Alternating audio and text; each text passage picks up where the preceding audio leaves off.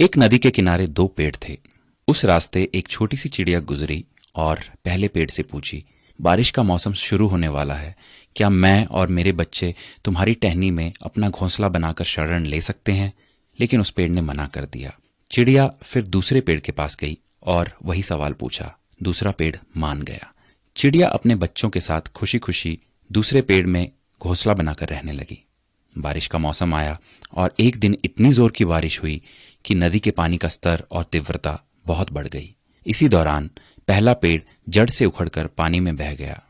जब उस चिड़िया ने उस पेड़ को बहते हुए देखा तो कहा, जब मैं तुमसे अपने और अपने बच्चों के शरण के लिए आई तब तुमने मना कर दिया था, तो अब देखो तुम्हारे उसी रूखे बर्ताव की सजा तुम्हें मिल रही है।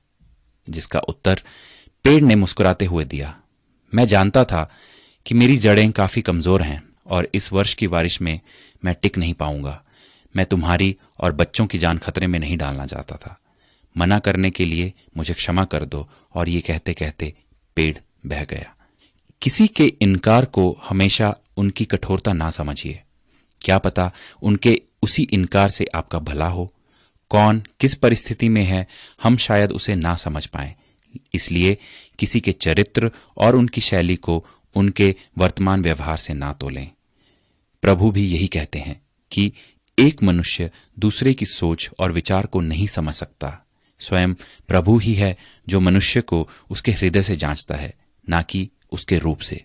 तो आइए दूसरों के बारे में ऊंच नीच से ना सोचकर सबको प्रेम और भाईचारे की नजर से देखने का प्रयास करते हैं।